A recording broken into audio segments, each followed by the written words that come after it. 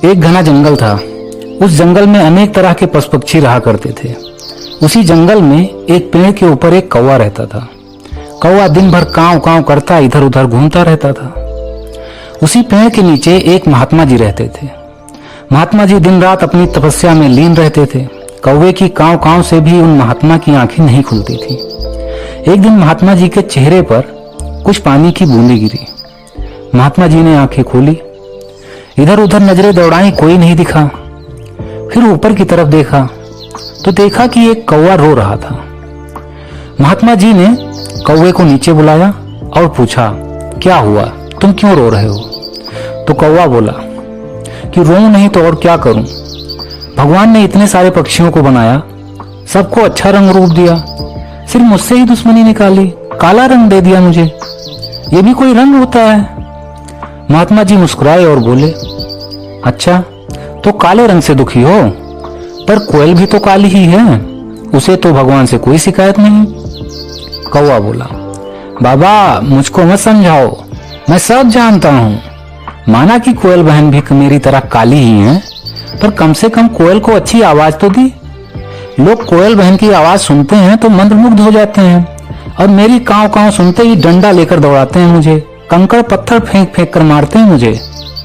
सिर्फ जब इंसानी श्राद्ध करते हैं तभी मुझे कुछ नहीं कहते, वो भी ये सोचकर कि श्राद्ध में कौवे के खाने से उनके पितरों को शांति मिलेगी, नहीं तो उस दिन भी डंडा फेंक कर मारते मुझे।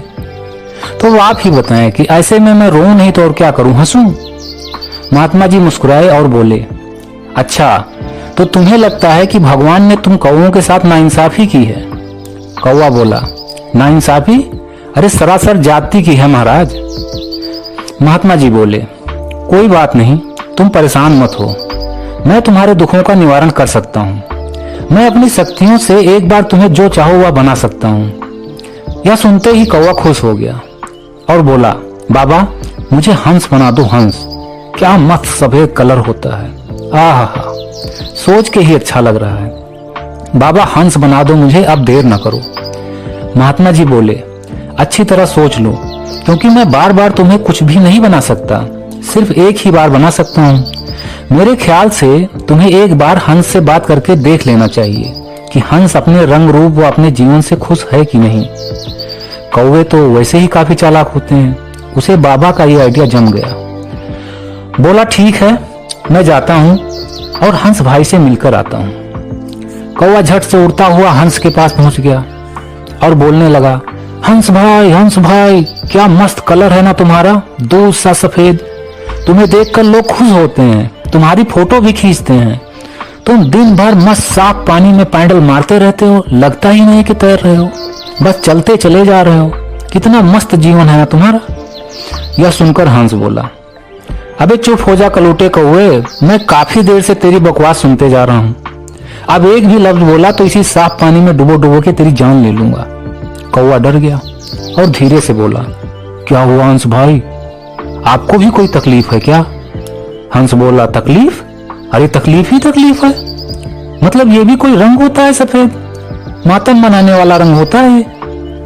लोग जब फोटो खींचने आते हैं तो मुझे परेशान करते हैं, कंकड़ पत्थर मार मार कर उड़ा कर फोटो खींचते हैं। मैं तो तंग आ गया हूँ पानी में रहते रहते, न ज्यादा दूर तुम्हारी तरह उड़ सकता हूँ, ना ही पेड़ों पर रह सकता हूँ, इससे अच्छा तो मैं मर ही जाऊं, मुक्ति मिले इस जीवन से। कौवा हंस की ये सब बातें सुनकर फिर महात्मा जी के पास आया और बोला, बाबा हंस तो मुझसे भी ज्यादा दुखी लगता है, अब मुझे हंस नहीं बनना है, ऐसा करो कि आप मुझे तोता बना दो, तोता।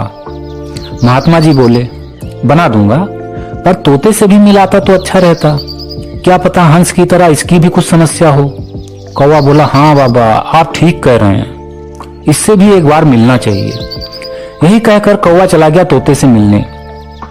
उसी जंगल में एक पेड़ पर कई सारे तोते रहते थे।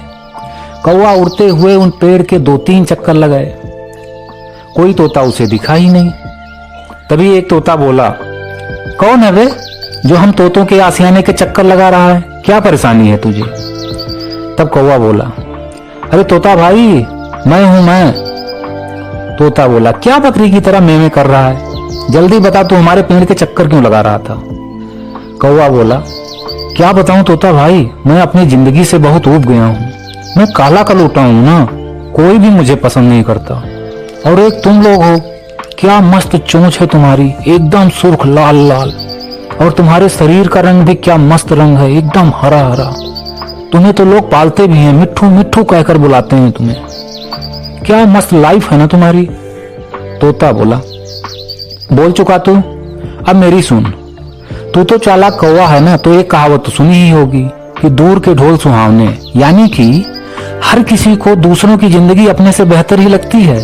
और तू बात कर रहा है हमारे हरे रंग की, ये भी कोई रंग होता है? तू खुद ही सोच कि इस पेड़ पर हम सैकड़ों तोते बैठे हैं, तू 3-4 राउंड लगा गया पर तेरे को हम दिखे ही नहीं। हरे में हरा मिक्स हो जाता है, पता ही नहीं चलता है कि हरा पत्ता है या तोता है। और रही बात कि लोग तोते पालते हैं, तो पालते किसमें हैं? पिंजरे में ना। भला पिंजरे में भी कोई पक्षी खुश रहता है क्या?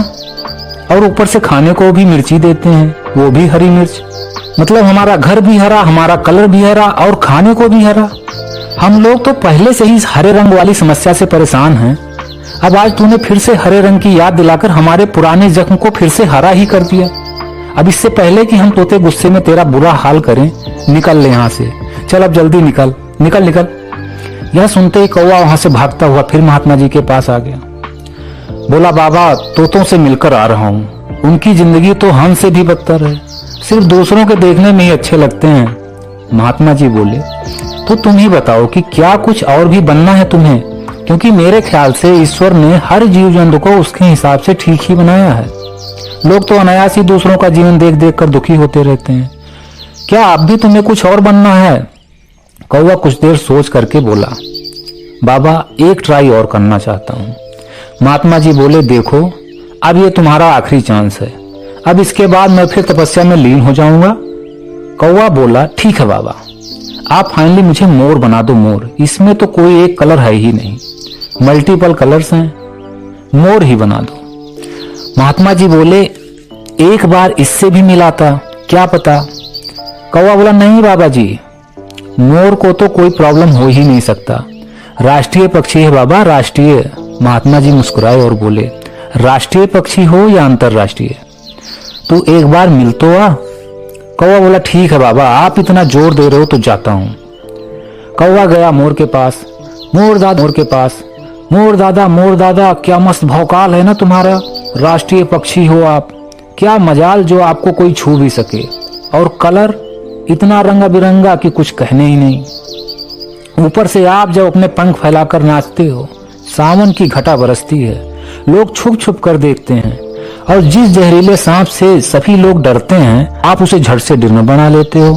क्या मस्त भौकाल वाला जीवन है ना दादा आपका। मोर बोला, अच्छा जिंदगी भी है, पता तुझे है कि मैं कैसे जी रहा हूँ। अबे कलुटे कौवे, तुझे तो पता ही नहीं है जो मुझ पर बीत रही है, अब मेरा मुंह मत खुलवा, चला जाए यहाँ से। कौवा बोला, मतलब आप भी दादा अपने जीवन से खुश नहीं हो? मोर बोला, खुशी क्या होती है मुझे तो अब याद भी नहीं आता। तू खुद सोच, जिसके जीवित रहते ही उसके पंख उसके जिस्म से उखाड़ लिया जाए, वो भला खुश रहेगा क्या? वैसे तो मैं राष्ट्रीय पक्षी हूँ, खुलेआम कोई मेरा शिकार नहीं कर सकता, पर चोरी चुपके से शिकारी हमारा शिकार करते हैं। पता है तुझे, हमारे सुंदर पंखों को बेचते हैं, हमें पता ही नहीं होता कि अगले दिन जिंदा भी रहेंगे या नहीं। हमारे सुंदर पंख ही हमारे सबसे बड़े दुश्मन बन गए हैं। पता नहीं भगवान ने मुझे मोर क्यों बना दिया, इससे अच्छा तो मुझे तेरे जैसा काला कलूटा कौवा बना देते।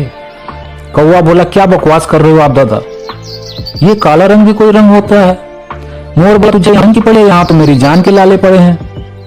यह सुनकर कौवा बोला, ना हंस खुश है अपने जीवन से, ना तोता खुश है, ना ही आप खुश हो, तो खुश कौन है? किसका जीवन सबसे अच्छा है? मोर बोला, तेरा। कौवा बोला, वो कैसे? मोर बोला, तूने मटन बिरयानी सुना है? कौवा बोला, हाँ। चिकन बिरयानी सुना है? कौवा बोला, हाँ। मोर बोला, कभी कौवा बिरयानी सुना है? कौवा बोला, नहीं। तो मोर बोला कि तेरा ही जीवन सबसे अच्छा है ना, न जान का खतरा है, ना ही पिंजरे में कैद होने का, आराम से अपना जीवन जीता है तू।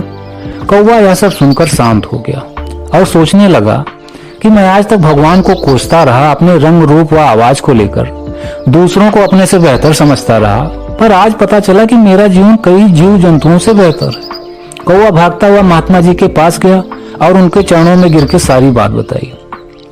और उसी समय कसम खाई कि मैं आज के बाद अपने जीवन की तुलना किसी और के जीवन से नहीं करूंगा। मैं जैसा भी हूं या ईश्वर ने मुझे जैसा भी बनाया है, मैं अपने आप में सर्वश्रेष्ठ हूं। महात्मा जी यह सब सुनकर मुस्कुराते हुए कौवे को आशीर्वाद देकर पुनः तपस्या में लीन हो जाते हैं और यहीं पर यह कहानी भी समाप्त हो जाती है। और अब मोरल ऑफ स्टोरी, इस कहानी से हमें क्या शिक्षा मिलती है? तो दोस्तों, हम लोगों को भी अक्सर ऐसा ही देखने व सुनने को मिल ही जाता है कि लोग एक दूसरे से खुद को कंपेयर करते रहते हैं। किसी को अपने चेहरे के रंग रूप से शिकायत रहती है तो किसी को अपने फेस कट से, किसी को धन की शिकायत रहती है तो किसी को कम पढ़े लिखे होने की, किसी को अपनी वाइफ से शिकायत रहती है तो किसी को अपने हस्बैंड से। यानी कि लगभग हर इंसान को किसी न किसी वजह से अपने ईश्वर, गॉड, अल्लाह, जीसस से शिकायत रहती ही है। और यह सब शिकायतें आती हैं कंपैरिजन करने से।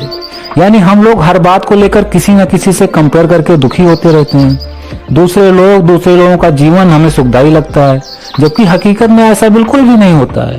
क्योंकि जिस भी इंसान को हम लोग सुखी समझते हैं वह भी किसी न किसी कारणवश परेशान ही रहता है। अतः हमें अपनी तुलना किसी और से नहीं करनी चाहिए। भगवान ने आपको जैसा भी रंग रूप, धन दौलत, अच्छा बुरा जैसा भी आपको बनाया है, जो भी आपको दिया है, उसके लिए उस परम परमेश्वर का आभार व्यक्त करना चाहिए, हमेशा संतुष्ट रहना चाहिए और अच्छा करने के लिए निरंतर प्रयासरत भी रहना चाहिए। खुद भी खुश रहें और दूसरों के साथ भी खुशी बांटते रहें। इसी मनोकामना के साथ मिलते हैं नेक्स्ट वीडियो में। आपको यह प्रेरणादायक कहानी कैसी लगी हमें कमेंट करके जरूर बताएं। इस वीडियो को शेयर जरूर करें ताकि दूसरों तक भी ऐसे विचार पहुंच सकें।